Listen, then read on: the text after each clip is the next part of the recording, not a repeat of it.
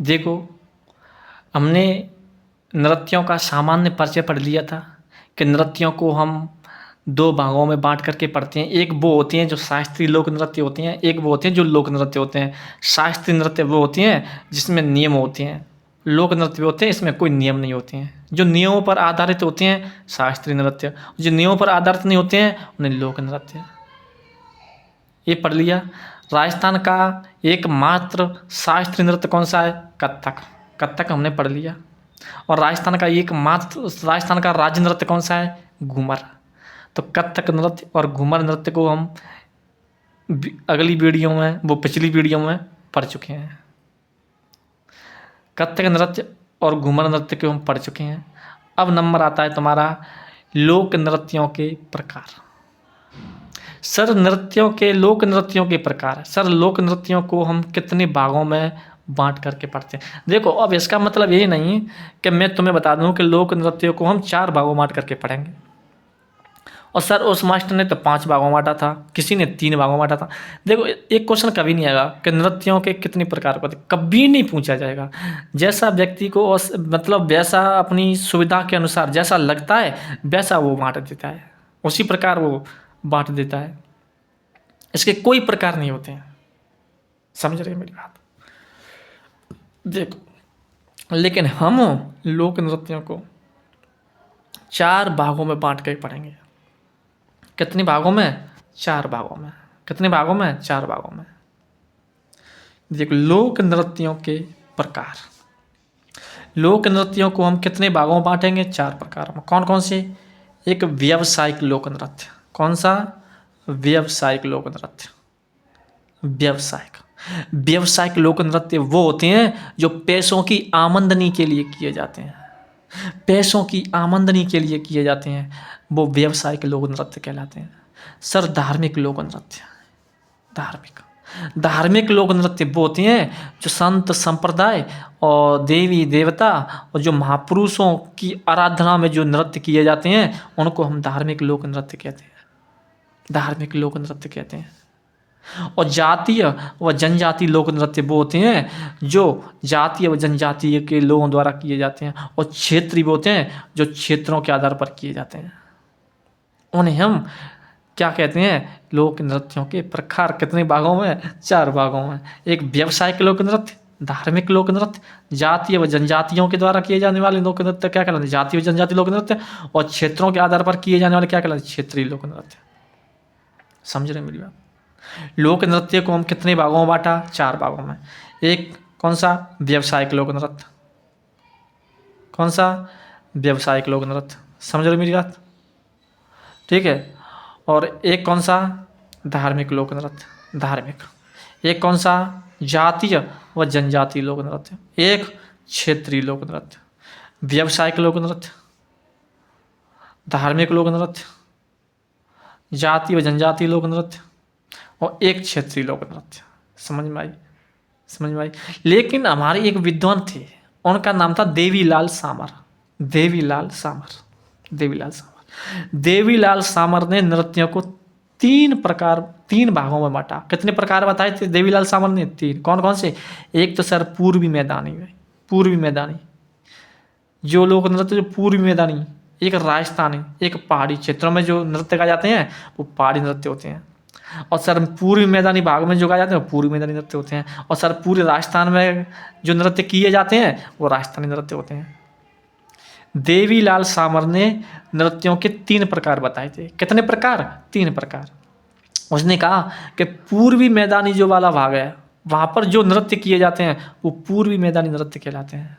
Sir, जो पूरे राजस्थान में किए जाते हैं, कुछ नृत्य ऐसे हैं जो पूरे राजस्थान में किए जाते हैं तो वो राजस्थानी नृत्य कहलाते हैं। और पहाड़ी नृत्य भी होते हैं जो पहाड़ी क्षेत्रों में वह नृत्य किए जाते हैं, वो पहाड़ी नृत्य कहलाते हैं। ये किसने कहा? देवीलाल सामर ने। लेकिन हम पढ़ेंगे नृत्यों के प्रकार 4 प्रकार के होते हैं। कौन कौन से? व्यावसायिक, धार्मिक, जातीय जनजातीय और क्षेत्रीय। जबकि देवीलाल सामर ने नृत्यों के 3 प्रकार बताए थे, पूर्वी मैदानी, राजस्थानी और पहाड़ी। समझ रहे हो? हम पढ़ेंगे सबसे पहले व्यावसायिक लोक नृत्य। कौन से? व्यावसायिक, उसके बाद धार्मिक, उसके बाद जातीय व जनजातीय, उसके बाद क्षेत्रीय। हम पढ़ेंगे व्यावसायिक लोक नृत्य। देखो मैंने बोला ना, व्यावसायिक लोक नृत्य वो लोक नृत्य होते हैं जो पैसों की आमदनी के लिए किए जाते हैं। किसके लिए? पैसों की आमदनी के लिए। समझ रहे मेरी बात? वो लोक नृत्य जो पैसों की आमदनी के लिए किए जाते हैं। समझ रहे? व्यवसायिक लोक नृत्य वो होते हैं जो पैसों की आमदनी के लिए किए जाते हैं। पैसे कमाने के लिए वो नृत्य किए जाते हैं, वो व्यवसायिक लोक नृत्य कहलाते हैं। मुख्यतः ये 3 नृत्य होते हैं इसमें। सर नृत्य बहुत है, और अब वर्तमान में देखा जाए तो सभी नृत्य व्यवसायिक लोक नृत्य हैं। अगर कोई नृत्य ऐसा हो जिसमें पैसे की आमदनी ना हो तो शायद वो नृत्य समाप्ति हो जाएगा, विलुप्ति हो जाएगा, उसको कोई नृत्य को करेगा ही नहीं। फ्री में आजकल कोई कुछ मिल ही नहीं रहा है आजकल।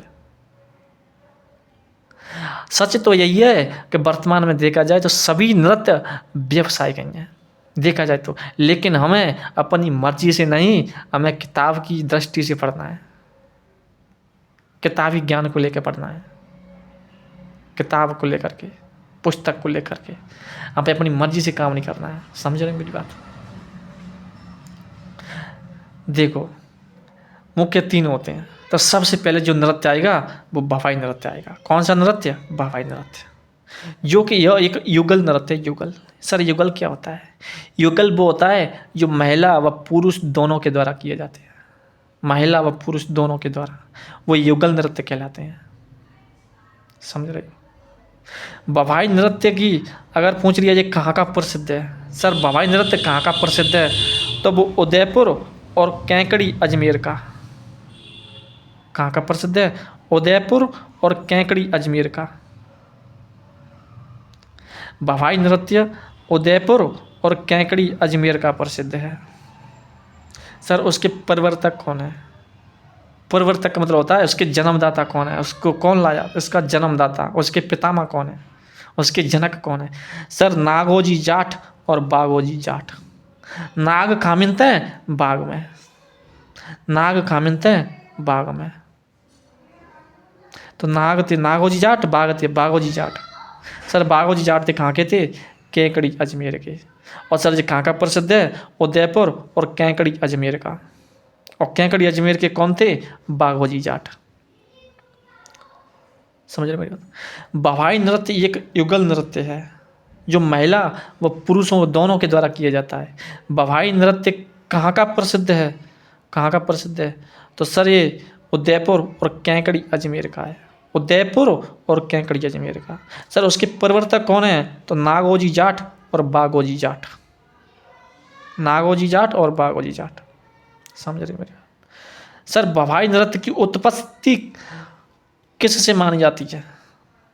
किससे मानी जाती है भवाई नृत्य की उत्पत्ति? सर वो मटका नृत्य से मानी जाती है। मटका नृत्य से।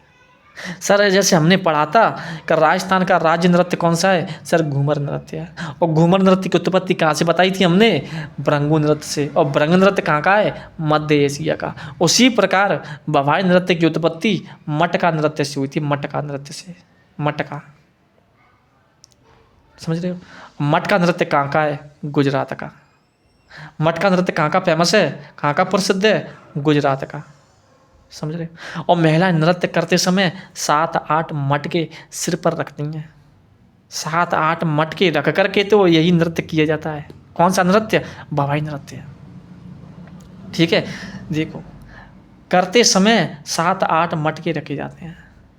उसकी उत्पत्ति भी मटका नृत्य से हुई है, भवाई नृत्य की। और 7-8 मटके रख करके यह नृत्य किया जाता है। कौन सा नृत्य? भवाई नृत्य। भवाई नृत्य। समझ रहे मेरी बात?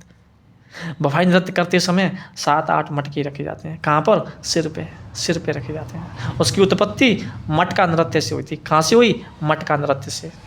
उसके प्रवर्तक कौन है? नागोजी जाट और बागोजी जाट। नागोजी जाट और बागोजी जाट। उसके प्रसिद्ध, उसको मतलब ये कहाँ का प्रसिद्ध है? तो उदयपुर और कैंकड़ी अजमेर का। उदयपुर और कैंकड़ी अजमेर का। और बागोजी जाट भी कहाँ के हैं? कैंकड़ी अजमेर के। समझ रहे? आगे देखो, आगे देखो भवाई नृत्य।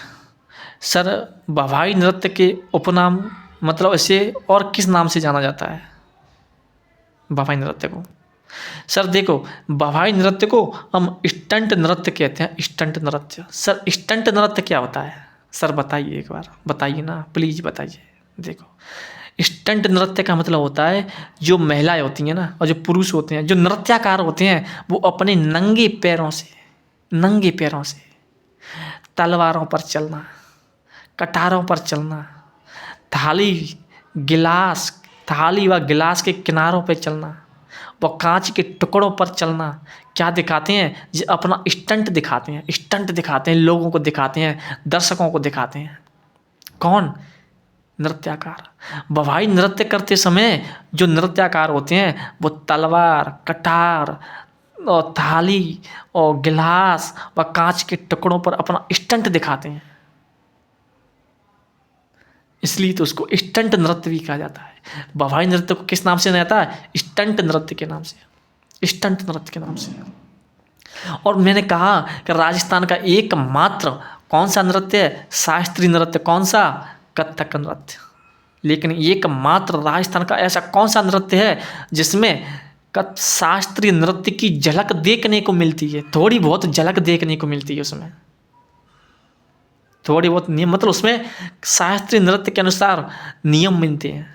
वो नृत्य कौन सा है? भवाई नृत्य। देखो कौन सा नृत्य? भवाई नृत्य। भवाई नृत्य स्टंट नृत्य क्यों कहते हैं? क्योंकि देखो, नंगे पैरों से चलना, नंगे पैरों से तलवारों पे चलना, तलवारों पे, कटारों पे चलना, थाली व गिलास के जो किनारे होते हैं उन पे चलना, कांच के टुकड़ों पे चलना। क्या दिखाते हैं लोग? अपना स्टंट दिखाते हैं। क्या दिखाते हैं? स्टंट। और तभी तो उसको क्या कहते हैं? स्टंट नृत्य कहा जाता है। किसको? भवाई नृत्य को। एकमात्र नृत्य है जिसमें शास्त्रीय नृत्य की झलक देखने को मिलती है, झलक देखने को, झलक दिखला जा। शास्त्रीय नृत्य एकमात्र पूछ सकता है क्वेश्चन में कि वह कौन सा नृत्य है जिसमें शास्त्रीय नृत्य की झलक देखने को मिलती है? सर वो घूमर नृत्य, वो भवाई नृत्य, भवाई नृत्य, भवाई नृत्य। कौन सा?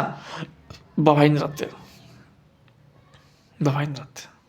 सर ये क्या है? जसमा ओडन, जसमा ओडन। देखो ये लिख रहा है कि जी जसमा ओडन पर आधारित या प्रदर्शित किया जाता है। सर प्लीज बताइए क्या है जी? सुनो, देखो जसमा ओडन नाटक था एक। क्या है? जसमा ओडन एक नाटक है। क्या है? नाटक। ठीक है। देखो जो नाटक था जसमा ओडन, उसकी जो लेखक थी वो थी शांता गांधी। कौन थी? शांता गांधी, शांता गांधी। समझ रहे मेरी बात? शांता गांधी। किसकी? भवाई, जो जसमा ओडन जो नाटक था उसकी लेखक थी। जो नाट्य था, जो जसमा ओडन जो नाट्य लिखा था वो किसने लिखा था? शांता गांधी ने। उस जसमा ओडन के आधार पर ही यह नृत्य किया जाता है। कौन सा? देखो ये वाला भवाई नृत्य, भवाई नृत्य, भवाई। समझ रहे हो? जसमा ओडन के आधार पर ही यह भवाई नृत्य किया जाता है। जसमा ओडन नाट्य के आधार पर ही यह भवाई नृत्य किया जाता है। और जसमा ओडन के लेखक कौन है? शांता गांधी। कौन है? शांता गांधी। सर उसकी कहानी बताइए एक बार, कहानी बताइए। देखो सुनो, सुनो कि एक मारवाड़ का इधर पश्चिमी राजस्थान है। कौन सा? पश्चिमी राजस्थान। और पश्चिमी राजस्थान का एक राजा था, उसका नाम था राजा खंगार। क्या नाम था? राजा खंगार। ठीक, राजा खंगार। और जाति की एक महिला थी, उसका नाम था जसमन देवी और। जसमन देवी और, जसमन देवी और। क्या नाम है? जसमन देवी और। सर एक जाति होती थी और जाति। और क्या? एक जाति थी जो कि तालाब, नदी, कुआं खोदने का काम करती थी। ठीक है।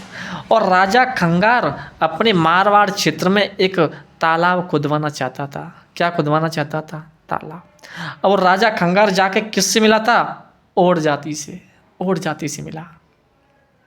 और जाति के लोगों ने हाँ कर दिया कि महाराज हम आपका तालाब खोद देंगे।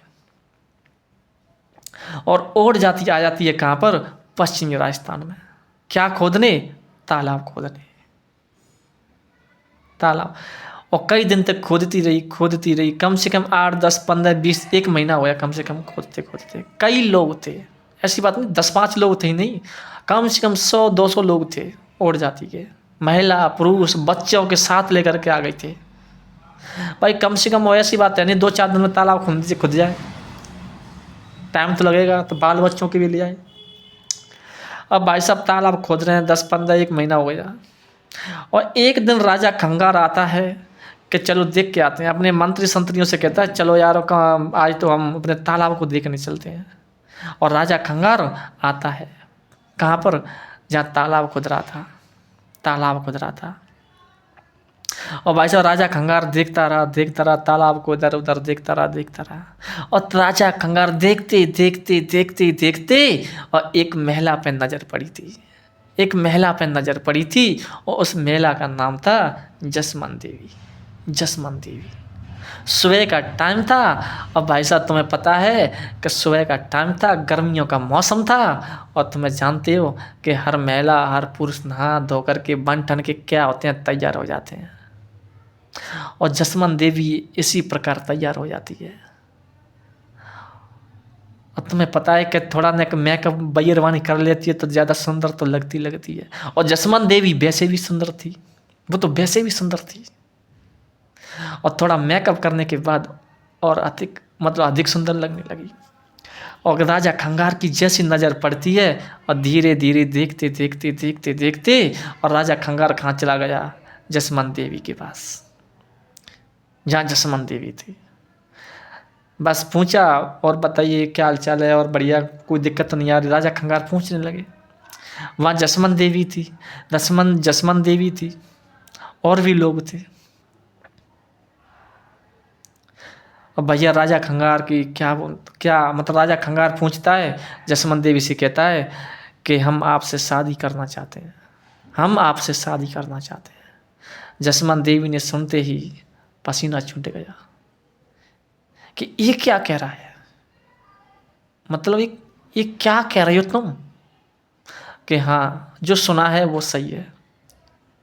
राजा खंगार जी कहते हैं जो तुमने सुना है वही कहा है। जसमन देवी ने कहा कि ऐसा हम कदापि नहीं कर सकते, ऐसा कदापि नहीं कर सकते, हम आपसे शादी नहीं कर सकते। राजा खंगार बड़ा निराश हुआ कि मैं एक राजा होकर के भी और मेरे से मना कर दी। राजा खंगार ने कहा कि मैं तुमको 8 दिन का टाइम देता हूँ, तुम्हारे अगर मान गए तो ठीक, नहीं तो फिर क्या होगा? राजी से मान गई तो ठीक, नहीं फिर गैर राजी से मानना पड़ेगा।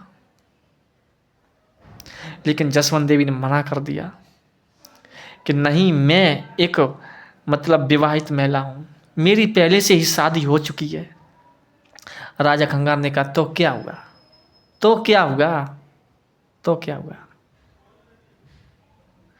जसवंत देवी ने ना कर दिया, नहीं मुझे शादी नहीं करनी है। राजा खंगार ने कहा तू अगर मेरी रानी बन के रहेगी तो तू महलों में राज करेगी, तेरे आसपास पटरानियाँ होंगी, तेरी सेवा पानी होगी। लेकिन जसवंत देवी ने अपने स्वामित्व, अपनी इज्जत, अपने मान सम्मान के साथ सभी को अपने स्वामित्व बचाने के लिए, अपने मान सम्मान को बचाने के लिए क्या कर दिया, ना कर दिया। नहीं मैं शादी नहीं करूँगी, चाहे मैं अपने पति, चाहे मेरा पति जैसा हो तैसा हो, वो मेरे लिए बढ़िया है, मेरे लिए वही सबसे बढ़िया है। गरीब है तो क्या हुआ, कहते ना, ठीक है, मुझे नहीं आपकी महलों में राज करना है, मुझे दूसरा अपने पति के साथ रहना है। राजा खंगार ने कहा देख लो 8 दिन का टाइम देता हूँ तुम्हें।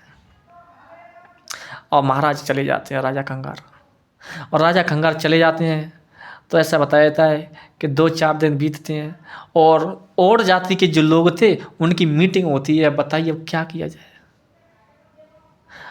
महाराज ऐसे कह चुके हैं कि अगर शादी करनी है तो तुमसे ही शादी करूंगा, अगर शादी करूंगा तो मैं तुमसे करूंगा। राजी से मान गई तो ठीक, नहीं तो गैर राजी से मानना पड़ेगा। और राजा से हम बिर नहीं सकते, क्या उसके पास तो सेना है। समझ रहे हो मेरी बात, समझ रहे हो क्या?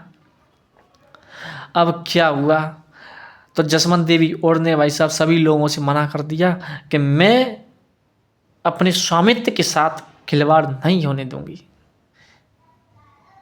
ठीक है, कुछ लोगों ने कहा कि अब क्या किया जाए, कि कुछ लोगों ने कहा चलो ऐसा करो कि हम अपने मान सम्मान के साथ खिलवाड़ नहीं होने दोगे। और जाति के कुछ लोग मतलब खिलाफ भी थे और कुछ लोग जसवंत देवी के साथ थे। कुछ लोग कह रहे थे कि अगर चलो ठीक है हम भाग भी गए तो कम से कम हमने 1 महीना कमाई करी है, 1 महीना काम किया है तो उसका पैसा कौन देगा। तो लोगों और जाति के लोगों ने कहा कि पैसा जाए बाहर में, हम अपने स्वामित्व के साथ अपने मान सम्मान के साथ खिलवाड़ नहीं होने देंगे। और ऐसा बताया जाता है कि सभी लोग जितने A to Z लोग थे वो और जाति के लोग थे, वो तालाब को छोड़ करके वो अपने प्रदेश में आ रहे थे। ऐसा बताया जाता है कि 6-7 दिन बाद मतलब कुछ 8 दिन से पहले ही और राजा खंगार जी आते हैं कि चलो देखने आते हैं तालाब को। और ऐसा बताया जाता है कि जसमा जो राजा खंगार जी थे और तालाब पर आए थे और वहाँ पर कोई भी एक भी व्यक्ति नहीं दिखाई दिया। अब भाई साहब ऐसा बताया राजा खंगार को बड़ा गुस्सा आया। ठीक है, क्यों? क्योंकि राजा खंगार किससे प्रेम करते थे? जसवंत देवी से मन ही मन में प्रेम करने लगे। और राजा खंगार को बड़ा गुस्सा आया और किसी से पूछा तो उन्होंने कहा कि इधर कैसा। तो राजा खंगार ने बैठ घोड़े पे और भाई साहब ले अपने सेना संग और चल दिए। अब भाई साहब जो पैदल इंसान हो और कोई घोड़ा से आ रहा, कब तक कितना चल लेगा कोई पैदल आदमी। अब भाई साहब आधे रास्ते पहुंच पाए तो आधे रास्ते पे ही मतलब राजा खंगार की सेनाओं ने और राजा खंगार ने घेर लिया। और राजा खंगार की नज़र जसवंत देवी पड़ती है। कहा बताइए आप। जसवंत देवी ने मना कर दिया कि नहीं। बड़ा दर्द हुआ था राजा खंगार को, बड़ी दिल पे गहरी चोट लगी थी कि अब भी मौका है, देख लो। तुम अगर हमारी रानी बन के रहोगी तो राज करोगी, महलों में राज करोगी, आपके चारों मतलब आपके पास पटरानियाँ हुई। उसने कहा नहीं, मुझे महलों में ना रहने से अच्छा है कि मैं अपने पति के साथ रहूँगी। ऐसा बताया जाता है कि राजा खंगार और जाति के जितने भी लोग थे और राजा खंगार की जो सेना थी और दोनों भिड़ जाते हैं। घमासान युद्ध होता है और जाति थी वो बेचारे क्या करती थी, उनके पास क्या हथियार थे? कुछ नहीं था। और बेचारों को मार दिया जाता है। किसको? और जाति के लोगों को। ठीक है, तब जाकर के एक नाट्य लिखा गया। कौन सा नाट्य? जसमा ओडन नाट्य। और जसमा ओडन जो नाट्य है वो इसके जो लेखक थे वो शांता गांधी थी। कौन थी? शांता गांधी। इस जसमा ओडन के आधार पर ही तो ये नृत्य प्रदर्शित किया जाता है, भवाई नृत्य। अंतर्राष्ट्रीय स्तर पर भी जसमा ओडन नाट्य पर आधारित मतलब प्रदर्शित किया गया है। मैं यूँ कह रहा हूँ जो भवाई नृत्य है वो अंतर्राष्ट्रीय स्तर पर भी जसमा ओडन नाट्य पर प्रदर्शित किया गया है। मैं यूँ कहना चाहता हूँ जो भवाई नृत्य है वो जसमा ओडन नाट्य पर भी अंतर्राष्ट्रीय स्तर पर प्रदर्शित किया गया है और लोगों को बड़ा पसंद भी आया है। ये समझ रहे हो मेरी बात? समझ रहे हो? हाँ, ये लिख रही तो ना, इससे शादी करना चाहते थे। जसमा ओडन के आधार पर ही अंतर्राष्ट्रीय मंचों पर प्रदर्शित किया गया है। जैसे London, Germany, England, Germany, London वगैरह। London, Germany, England. जैसे अंतर्राष्ट्रीय मंचों पर भी जसमा ओडन नाट्य के आधार पर ही भवाई नृत्य को प्रदर्शित किया गया है। लंदन, जर्मनी, इंग्लैंड जैसे स्थानों पर। समझ रहे हो मेरी बात? यह एक व्यावसायिक लोक नाट्य भी है और पेशेवर लोक नृत्यों में सबसे लोकप्रिय नृत्य है तो भवाई नृत्य, पेशेवर लोक नृत्यों में। और यह एक व्यावसायिक लोक नाट्य भी है। जब लोक नाट्य पढ़ेंगे ना तब भी भवाई लोक नाट्य के नाम से आता है। ठीक है, देखो इसमें कौन कौन सी महिला थी, उसमें कौन कौन से कला नृत्यकार हैं, कौन कौन से, देखो महिला नृत्यकार कौन कौन है। जैसे पुष्पा व्यास, पुष्पा व्यास, पुष्पा व्यास कहाँ की है, जोधपुर की, जोधपुर की। मैं यूँ कहना चाह रहा हूँ जो बवाई नृत्य है, उस बवाई नृत्य की जो महिला कलाकार हैं, जो महिला नृत्यकार हैं, वो कौन कौन है, पुष्पा व्यास। जो पहली कलाकार है जी, बवाई नृत्य की पहली कलाकार पूछ लिया जाए तो पुष्पा व्यास है। कौन सी व्यास, पुष्पा व्यास। पुष्पा झुकेगा नहीं, बवाई नृत्य की पहली नृत्यांगना है।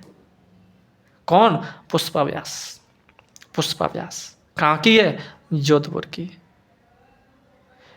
दूसरी श्रेष्ठा सोनी, श्रेष्ठा सोनी, श्रेष्ठा सोनी। बवाई नृत्य की नृत्यकार कौन है, श्रेष्ठा सोनी। ये कौन है, पुष्पा व्यास। ये कौन है, श्रेष्ठा सोनी, जो कि इसे लिटिल वंडर के नाम से भी जाना जाता है। लिटिल वंडर, लिटिल वंडर के नाम से भी जाना जाता है।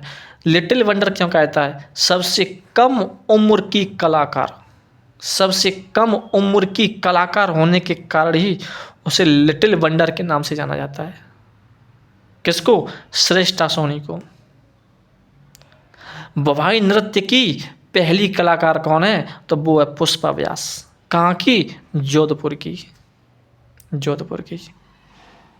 सर किस किस महिला को या किस नृत्यकार को लिटिल वंडर के नाम से जाना जाता है, तो श्रेष्ठा सोनी के नाम से जाना जाता है। श्रेष्ठा सोनी को कहा जाता है, श्रेष्ठा सोनी को लिटिल वंडर के नाम से जाना जाता है, जो कि सबसे कम उम्र की महिला कलाकार होने के कारण, सबसे कम उम्र की कलाकार होने के कारण उसे लिटिल वंडर कहा जाता है। क्या कहता है, लिटिल वंडर। किसको, श्रेष्ठा सोनी को। बोलो बात समझ में आ रही है कि नहीं आ रही है बोलो। आगे देखो और कौन कौन सी नृत्यकार हैं, देखो।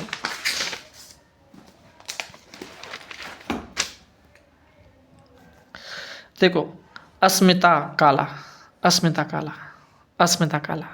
और कौन सी है, एक तुम पढ़ चुके, कौन सी, पुष्पा व्यास। दूसरी श्रेष्ठा सोनी, और तीसरी अस्मिता काला। अस्मिता काला कहाँ की है, सर जयपुर की है, जयपुर की, जयपुर की। कहाँ की है, जयपुर की। समझ रहे हो मेरी बात, समझ रहे हो क्या। अस्मिता काला कहाँ की है, जयपुर की, जो कि बवाई नृत्य की नृत्यकार है। कौन, अस्मिता काला। समझ रहे हो, कहाँ की है, जयपुर की। देखो अस्मिता काला ने 111 मटके रख करके नृत्य किया था। किसने, अस्मिता काला ने। समझ रहे हो मेरी बात। अस्मिता काला ने 111 मटके रख करके नृत्य किया था। वो अस्मिता काला कहाँ की है, जयपुर की, जयपुर की।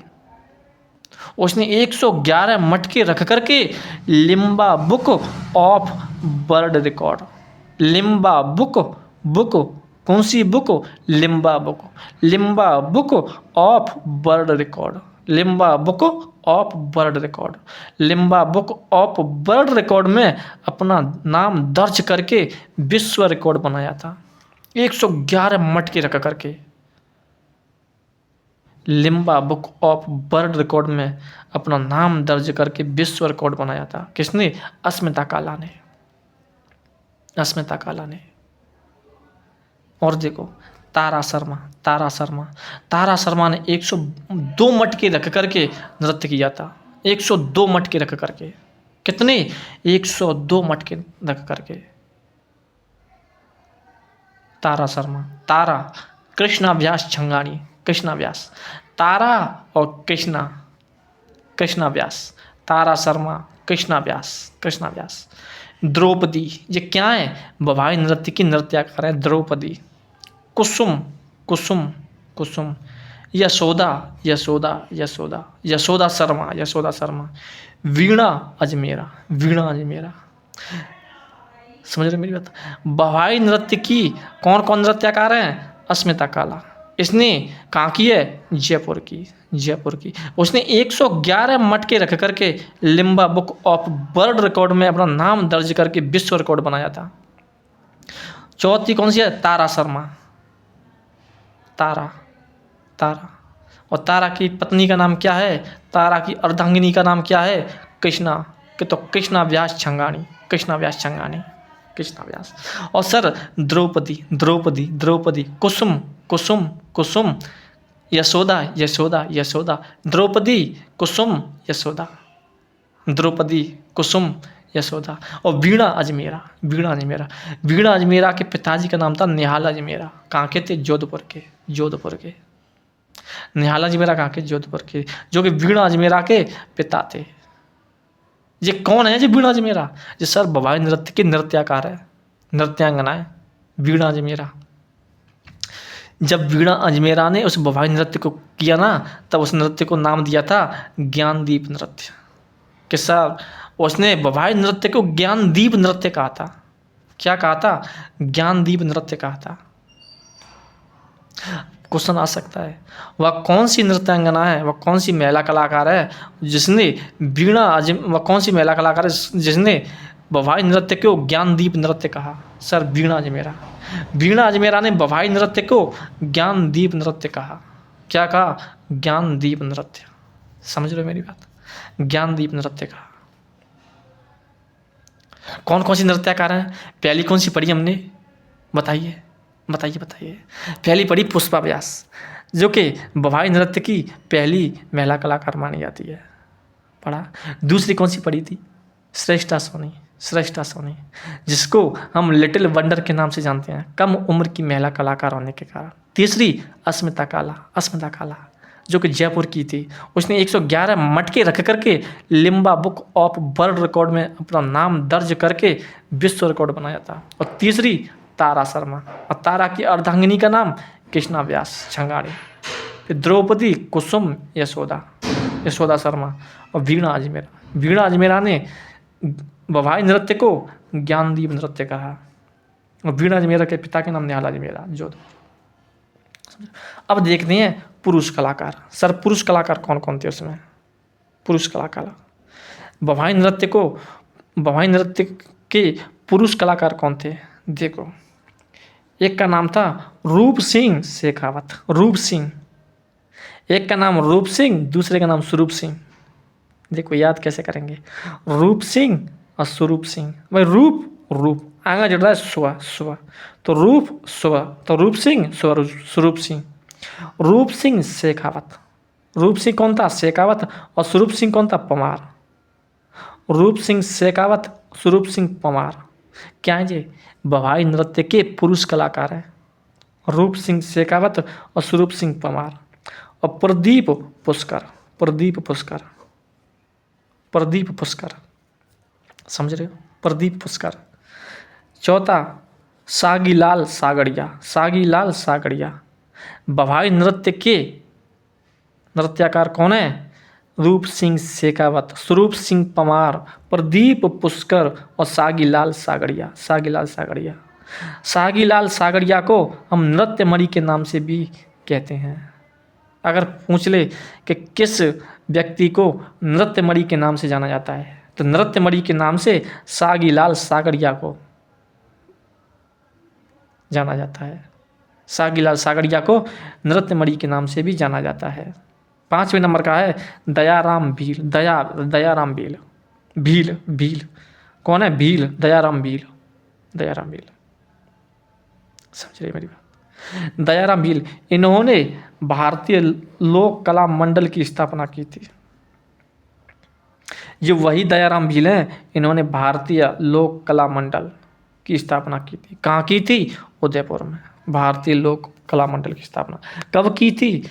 तो 22 फरवरी 1952 को की थी। कहाँ पर? उदयपुर में।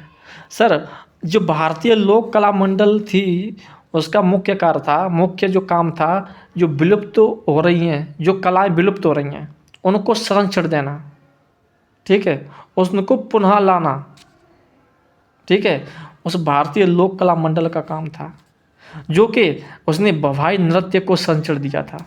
भवानी नृत्य को, एक नृत्य हो रहा है कठपुतली, कठपुतली नृत्य को भी संरक्षण किसने दिया?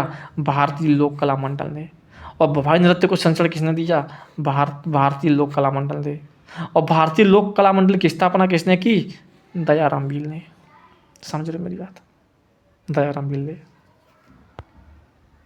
दयाराम भील ने। समझ रहे हो। और 6 नंबर का कौन सा है, अशोक पहाड़िया, अशोक पहाड़िया, अशोक पहाड़िया, अशोक पहाड़िया। कौन कौन से हैं, देखो रूप सिंह, रूप सिंह, पुरुष कलाकार कौन है, रूप सिंह शेखावत, स्वरूप सिंह पमार, स्वरूप सिंह पमार, प्रदीप पुष्कर, कौन सा पुष्कर, प्रदीप पुष्कर, और सागीलाल सागड़िया, सागीलाल सागड़िया। सागीलाल सागड़िया को नृत्य मणि के नाम से भी जाना जाता है। किसको, सागीलाल सागड़िया को। दयाराम भील, दयाराम भील, इन्होंने भारतीय लोक कला मंडल की स्थापना की, कहाँ पे, उदयपुर में। और कौन है, दयाराम भील। पहला रूप सिंह शेखावत, स्वरूप सिंह पमार, प्रदीप पुष्कर, सागीलाल सागड़िया, दयाराम भील, अशोक पहाड़िया।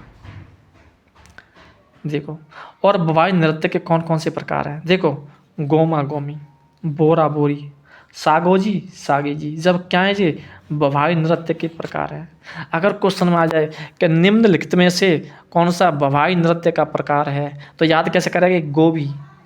अब गोभी काट के कहीं भरेंगे, बोरी में, क्यों, क्योंकि उसका क्या बनाएंगे, अब साग, क्या बनाएंगे, साग।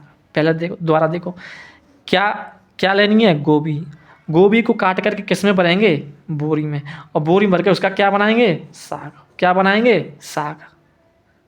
तो गोभी थे गोमा गोमी, बोरी थे बोरा बोरी, साग थे सागोजी सागी जी। ये सब क्या है, बवाई नृत्य के प्रकार हैं, बवाई नृत्य के प्रकार हैं। समझ में आया कि नहीं आया, ये बवाई नृत्य तुम्हारा कंप्लीट होता है। अगला पढ़ेंगे कच्ची घोड़ी नृत्य। कौन सा नृत्य, कच्ची घोड़ी नृत्य।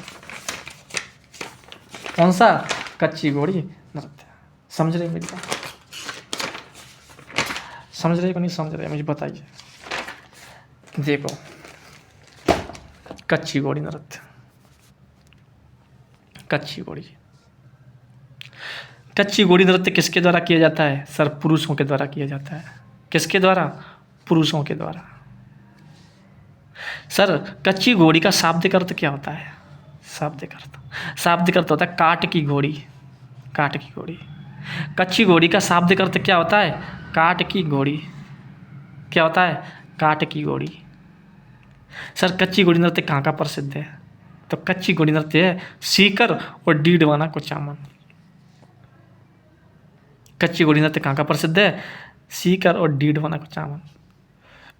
जो कि शेखावाटी क्षेत्र का अगर कोई प्रसिद्ध लोक नृत्य है तो कच्ची घोड़ी नृत्य है, शेखावाटी क्षेत्र का। अगर क्वेश्चन आ जाए कि कौन सा नृत्य शेखावाटी क्षेत्र का प्रसिद्ध लोक नृत्य है, तो कच्ची घोड़ी नृत्य है। कच्ची घोड़ी कहाँ कहाँ, कौन कौन से क्षेत्रों में किया जाता है, सीकर और डीडवाना कुचामन, सीकर और डीडवाना कुचामन। सर जी कब आयोजित होता है, कब किया जाता है जी, सर जी विवाह व मेले के अवसरों पर किया जाता है। जो विवाह आते हैं ना, विवाह, विवाहों के अवसर पर, मेलों के अवसर पर जो मेले होते हैं, सीकर व डीडवाना, जो डीडवाना कुचामन है ना, उन क्षेत्रों में किया जाता है। जैसे वहाँ पर कोई विवाह शादी होती है, कोई मेले वगैरह होते हैं, वहाँ पर कच्ची घोड़ी नृत्य किया जाता है।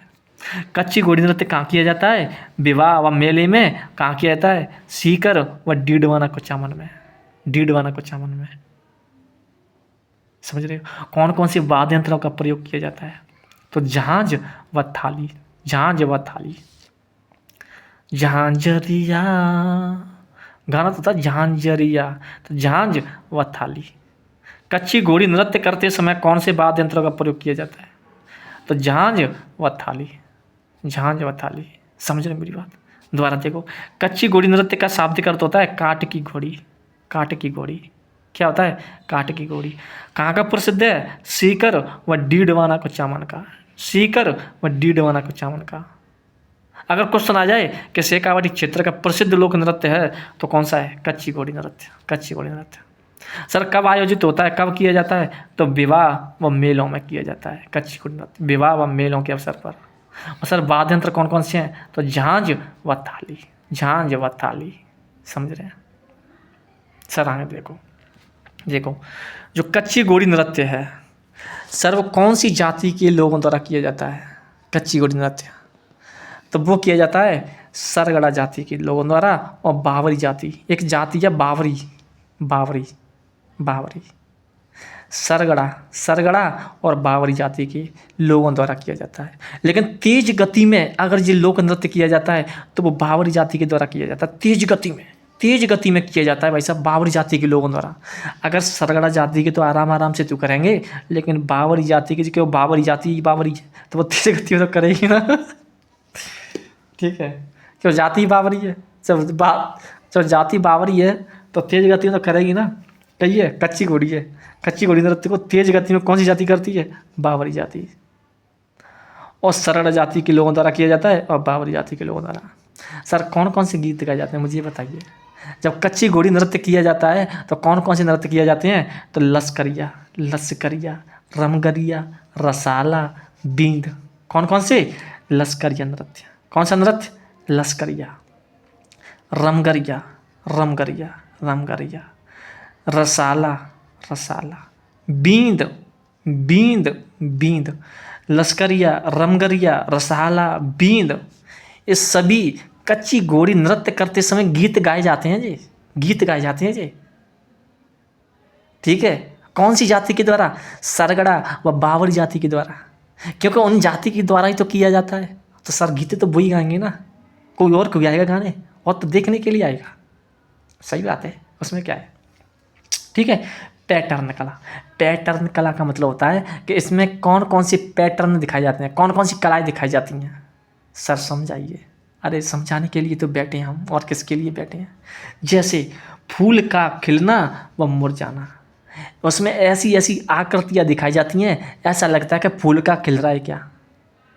लोगों को लगता है जब कच्ची घोड़ी नृत्य को किया जाता है तब लोगों को ऐसा लगता है कि कोई फूल खिल रहा है क्या। ऐसे फूल का खिलना, फूल का मुरझाना, फूल का खिलना, फूल का मुरझाना, फूल का खिलना, फूल का मुरझाना। समझ रहे मेरी बात? फूल का खिलना, फूल का मुरझाना। समझ रहे हो? ठीक है, ये क्या है? ये पैटर्न कला जो लोगों को अपनी ओर आकर्षित करती है। कच्ची घोड़ी नृत्य करते समय ये पैटर्न कला दिखाई जाती है ताकि लोग आकर्षित हों। किसकी तरफ? कच्ची घोड़ी नृत्य की तरफ, आकर्षित करने के लिए। और पंक्ति का बनना व बिगड़ना, मतलब पंक्ति बनेगी फिर बिगड़ जाएगी, पंक्ति बनेगी फिर बिगड़ जाएगी, बनेगी बिगड़ जाएगी। ऐसी पैटर्न कला दिखाई जाती है कच्ची घोड़ी नृत्य में।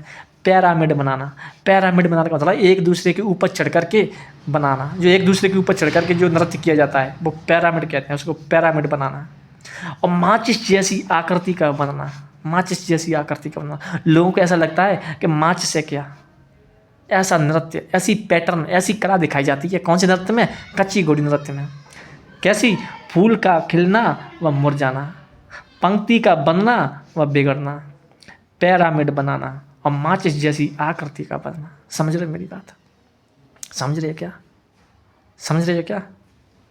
हाँ, देखो कौन सी जाति के द्वारा? सरगड़ा व बावरी जाति के द्वारा। कौन से गीत गाए जाते हैं? लश्करिया, रमगरिया, रसाला, बींद। कौन कौन सी पैटर्न कला है? फूल का खिलना, पंक्ति का बनना व बिगड़ना, फूल का खिलना व मुरझाना, पंक्ति का बनना व बिगड़ना, पिरामिड बनाना और माचिस जैसी आकृति का बनाना। इस समझ में आई कि नहीं आई? आगे चलें, आगे चलो। देखो देखो चितलाई क्या होता है? सर चितलाई, चितलाई किसे कहते हैं? चितलाई, चितलाई का मतलब होता है जो नर्तक होते हैं ना, नर्तक जो नृत्याकार होते हैं उसको करते हैं ना, तो वे नृत्य क्या करते हैं? कमर पर बांस की लुगदी, किसकी लुगदी? बांस की लुगदी व घोड़ी कमर पर बांधते हैं। जो बांस की जो लुगदी होती है ना, जो बांस की घोड़ी होती है ना, उसको अपनी कमर पर बांधते हैं और उस कमर पर बांधना ही चितलाई कहा जाता है। चितलाई, कालाई, चितलाई, कालाई, चितलाई और चितलाई कहते हैं बांस की लुगदी व घोड़ी को कमर पर बांधना। कमर पर बांधना क्या कहलाता है? चितलाई। नर्तक कमर पर बांस की लुगदी व घोड़ी कमर पर बांधना। समझ रहे हो? मतलब बांस की जो लुगदी होती है, जो बांस की घोड़ी होती है, जो नृत्यकार अपनी कमर पर बांध लेते हैं, उस कमर पर बांधने क्या कहलाता है? चितलाई कहलाता है। समझ रहे मेरी बात? और देखो सर क्या हुआ था, जो नृत्य क्यों किया जाता है मुझे ये बताइए। देखो मैं बताता हूँ क्या हुआ था, सुनो क्यों किया जाता है। क्या हुआ था कि हमारे राजस्थान के 8 लोग थे। कुल कितने लोग थे? 8 लोग, 8 लोग। डीडवाना कुचामन के 3 लोग थे और सीकर के 5 लोग थे। समझ रहे हो मेरा? सुनना ध्यान से। 8 लोग थे राजस्थान के, 3 डीडवाना कुचामन के थे, 5 सीकर के थे। अब 8 लोग जाते हैं कहाँ पर? महाराष्ट्र। महाराष्ट्र जाते हैं, महाराष्ट्र। क्यों? घोड़े खरीदने के लिए, कि चलो हम महाराष्ट्र, क्योंकि वहाँ के घोड़े क्या थे? प्रसिद्ध थे। क्यों? वहाँ पर क्या मेला, एक मेला लगता था, घोड़ों का मेला। वहाँ पर घोड़ों का मतलब खरीदारी होती थी। तो राजस्थान के 8 लोग चले गए थे और ऐसा बताया जाता है कि उन्होंने घोड़ों को खरीद भी लिया था। 8 ने एक एक घोड़ा खरीद लिया था, एक एक घोड़ा खरीद लिया और वहाँ से चल दिए। चलने के बाद क्या हुआ? रात हो गई थी, चलते चलते उनको शाम हो गई थी, तो एक गांव में रुक गए थे। कहाँ रुक गए? गांव में। और उस गांव का नाम था नयापुर। कौन सा पुर? नयापुर, जो कि महाराष्ट्र में पड़ता है, नयापुर गांव। वहाँ पे रुक गए थे। अब ऐसा बताया था रात हो गई थी, खाना पीना खा के सो गए थे, घोड़ा उनके बंध रहे थे। ठीक है। अब क्या हुआ कि वहाँ एक सरपंच था, सरपंच मतलब कोई राजा वगैरह, ठीक है, कोई सरपंच मतलब कोई मुखिया था गांव का। नयापुर जो गांव है ना, उसका मुखिया था एक, ठीक है, मुखिया। अब मुखिया क्या है कि पहले क्या है कि मुखिया रात के टाइम वो क्या देने आया था? ग्रस्त देने आया था। क्या देने आया था? ग्रस्त। उसी दिन ग्रस्त देने आया था और ग्रस्त देते देते देते देते वो वहीं आ जाता है जहाँ घोड़े बंध रहे थे। ऐसा बताया जाता है इन घोड़ों को खोल करके अब वो राजा अपने पास, अपने घर, अपने मकान, अपने महल में ले जा, अपने मतलब जो होता ना जहाँ वो घोड़े बांधे जाते हैं, मतलब अपने घर ले जाता है। सीधी बात है, अपने घर ले जाता है। 8 घोड़ों को खोल करके अपने घर ले जाता है। सुबह आँख खुली भाई, किसकी? राजस्थानी लोगों की, जो 8 लोग थे। उन्होंने देखा घोड़े, उन्होंने देखा तो घोड़े गायब, घोड़े गायब। तब हमने सोचा अब ये घोड़ों को कौन ले गया? ठीक है, लोगों ने इधर उधर पूछा तो कहा कि आप ऐसा करो, हमारे गांव के मुखिया हैं, उनसे जाकर के बात करो। इन राजस्थानी लोगों ने कहा कि भाई इस गांव का मुखिया कौन है? उन्होंने कहा कि सर वो मुखिया है, उन्हें क्या पता। ठीक है, चले गए सब मुखिया के पास। अब ऐसा बताया जाता है कि राजा जी वो जो मुखिया थे वे अंदर थे और जो घोड़े थे वो बाहर बंध रहे थे। और मतलब भीतर जैसे वो घुसे उस मकान में, घोड़े पहचान लिए उन्होंने, घोड़े पहचान लिए। उन्होंने कहा सब महाराज जी घोड़े तो हमारे हैं, ये घोड़े तो हमारे हैं, इन घोड़ों को दीजिए। लेकिन उन्होंने कहा कि नहीं नहीं, ये घोड़े तुम्हारे है ही नहीं, तुम्हारे घोड़े नहीं हैं। सर बहुत जिद करी लेकिन वो घोड़े नहीं दिए थे, नहीं दिए थे। अब क्या हुआ कि वे उस वहाँ से आ गए, कहाँ पर? उस गांव से बाहर आ गए। अब 8 लोगों ने सोचा क्या किया जाए, बताइए बताइए। कि भाई अब अगर वापस जाएंगे तो लोग कहेंगे कि गई तो घोड़ा खरीदने, कहाँ है तुम्हारे घोड़ा? बताइए।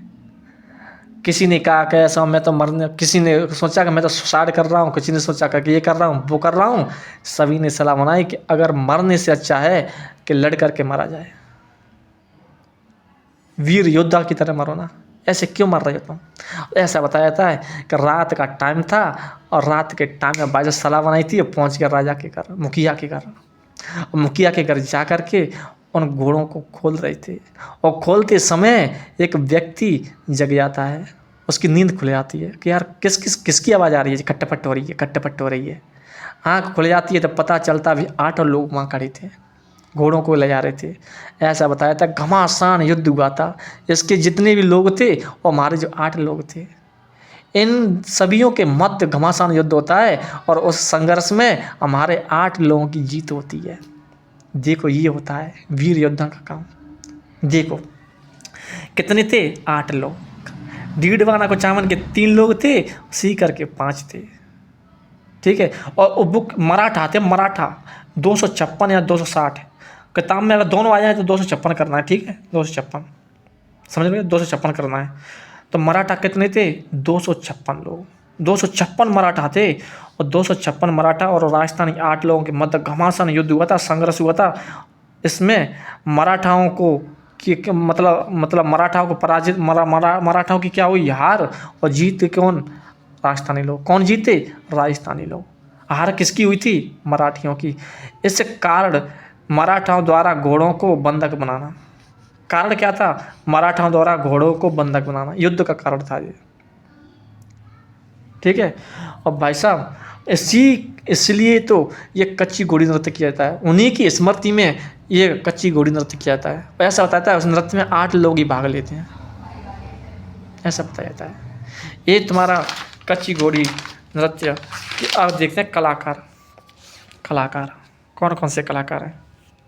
देखो कच्ची घोड़ी नृत्य के कलाकार हैं छावर चंद गहलोत। कौन सा गहलोत? छावर चंद गहलोत। कहाँ के थे? जोधपुर के। गोविंद पारीक कहाँ के थे? निवाई टोंक के। कहाँ के थे? निवाई टोंक। और कौन है? पूर्णनाथ सपेरा। कौन सा सपेरा? पूर्णनाथ सपेरा। कच्ची घोड़ी नृत्य की जो प्रसिद्ध कलाकार हैं, जो मतलब अपने आप में प्रमुख कलाकार हैं, वो कौन कौन से? छावर चंद गहलोत। कहाँ के थे? जोधपुर के। गोविंद पारीक। कौन सा पारीक? गोविंद पारीक। कहाँ के थे? निवाई टोंक। और पूर्णनाथ सपेरा। कौन सा सपेरा? पूर्णनाथ सपेरा। समझ रहे? कच्ची घोड़ी नृत्य करते समय जो कच्ची घोड़ी नृत्य के जो प्रमुख कलाकार थे कौन से थे? छावर चंद गहलोत, गोविंद पारीक और पूर्णनाथ सपेरा। छावर चंद गहलोत जोधपुर के थे, गोविंद पारीक निवाई टोंक का था और पूर्णनाथ सपेरा। ये तुम्हारा कच्ची घोड़ी नृत्य समाप्त होता है। ठीक है।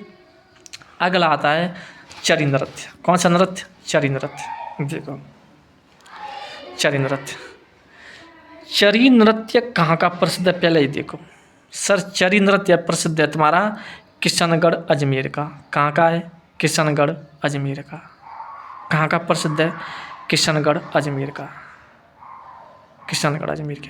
चरी नृत्य किन के द्वारा किया जाता है? तो गुर्जर जाति की महिलाओं द्वारा। समझ रहे मेरी बात? चरी नृत्य कहाँ का प्रसिद्ध है? किशनगढ़ अजमेर। किन के द्वारा किया जाता है? गुर्जर जाति की महिलाओं द्वारा किया जाता है। और सर चरी नृत्य को जब पश्चिमी राजस्थान में उसे चिरमी नृत्य भी कहा जाता है। पश्चिमी राजस्थान उसे क्या कहा जाता है? चिरमी नृत्य। चरी नृत्य को चिरमी, बस और क्या है? चरी नृत्य को पश्चिमी राजस्थान में चिरमी नृत्य कहा जाता है। ठीक है। यहाँ पूछ लिया जाए कि चरी नृत्य को किस नाम से जाना जाता है? तो चिरमी नृत्य के नाम से। सर एक शब्द है आड़ा या भैरव। क्या होता है आड़ा या भैरव?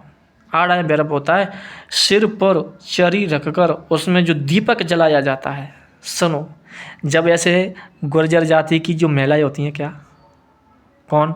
गुर्जर जाति की जो महिलाएं होती हैं, क्या समझ रहे हो मेरी बात?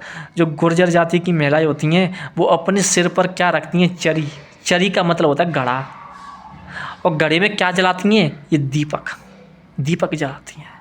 सिर पर घड़ा रख करके उसमें दीपक जलाती हैं। उस दीपक को ही क्या कहते हैं? जले हुए दीपक को ही क्या कहते हैं? आड़ा कहते हैं। आड़ा या भैरव कहा जाता है। भैरव क्या कहते हैं? भैरव। जो चरी में जो दीपक जलता है, जो घड़े में जो दीपक जलाया जाता है, उस घड़े को ही क्या कहते हैं? आड़ा या भैरव कहा जाता है।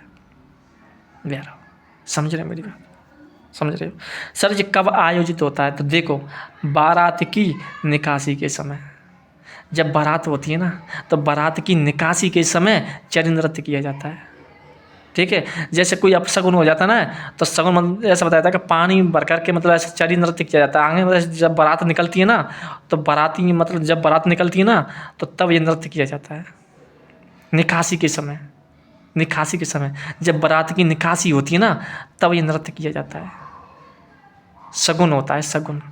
चरी नृत्य करते समय ऐसा बताया शगुन माना जाता है। ये मांगलिक अवसर पर भी यह नृत्य किया जाता है और पुत्र के जन्म पर भी नृत्य किया जाता है। समझ रहे मेरी बात? चरी नृत्य कब किया जाता है? बारात की निकासी के समय, मांगलिक अवसर पर। ऐसा बताया जाता है कि चरी नृत्य को जब बारात की निकासी होती है तो ऐसा बताया जाता है कि शगुन होता है, शगुन माना जाता है चरी नृत्य का करना। मांगलिक अवसर पर और पुत्र के जन्म पर। समझ रहे हैं मेरी बात? दोबारा देखो, चरी नृत्य कहाँ का प्रसिद्ध है? किशनगढ़ अजमेर का। कहाँ का है? किशनगढ़ अजमेर का। सर आड़ा कैसे कहते हैं? आड़ा कहते हैं जो महिलाएं होती हैं का गुर्जर जाति की, अपने सिर पर क्या रखती हैं? चरी। चरी ते मतलब होता है गड़ा, और गड़े में क्या जलाती हैं? दीपक। और उस दीपक को ही कहते हैं क्या?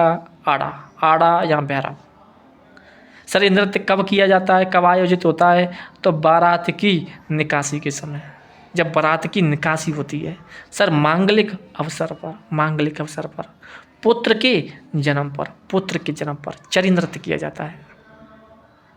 सर चरी नृत्य को हम चिरमी नृत्य की नाम से भी जाना जाता है, चिरमी नृत्य भी कहते हैं। गुर्जर जाति की महिलाओं द्वारा किया जाता है। सर देखो, चरी नृत्य करते समय कौन सा गीत गाया जाता है? कौन सा गीत गाया जाता है? कौन सा गाया जाता है? तो देखो, रावलिया गीत गाया जाता है। रावलिया पूछ सकता है कि चरी नृत्य करते समय कौन सा गीत गाया जाता है? तो रावलिया। कालिया रावलिया, कई में भर के और चरी में भर के तो रावलिया। कालिया राव, रावलिया। ताकि मुझ सुख मिल जावे, मुझ सफलता मिल जावे, सफलता तो सुखते सुख समृद्धि हेतु भी रावलिया गीत गाता है, और सफलता प्राप्त करने की आराधना में भी और बुरी नज़र से बचने हेतु भी रावलिया गीत गाया जाता है। लेकिन बात यह है कि चरी नृत्य करते समय कौन सा गीत गाया जाता है? तो रावलिया गीत गाया जाता है। चरी में कालिया, रावलिया। सर उनकी नृत्यांगना कौन कौन है? इसकी प्रसिद्ध नृत्यांगना फल्गुबाई, फल्गुबाई, जो कि किशनगढ़ अजमेर के सबसे प्रसिद्ध नृत्यांगना फल्गुबाई है। सुनीता रावत, सुनीता रावत और श्री मोहन सिंह। सर फल्गु मतलब फूलवती, फूलवती, फूलवती और सुनीता कौन है? दोनों बहनें हैं, है या नहीं? फूलवती और सुनीता कौन है? दोनों बहन हैं। अब ये दोनों भर के काले जाते हैं, चरी में काले जाते हैं राव। तो रावलिया क्या है? गीत है। और फूलवती थे फल्गुबाई और सुनीता थी सुनीता रावत। फल्गुबाई कहाँ की है? किशनगढ़ अजमेर गई। और श्री मोहन सिंह। ये तुम्हारा चरी नृत्य कंप्लीट होता है। ठीक है, अगला पढ़ेंगे धार्मिक नृत्य, और धार्मिक नृत्य को पढ़ेंगे अगली वीडियो में। ठीक है, अगली क्लास में पढ़ेंगे। ठीक है।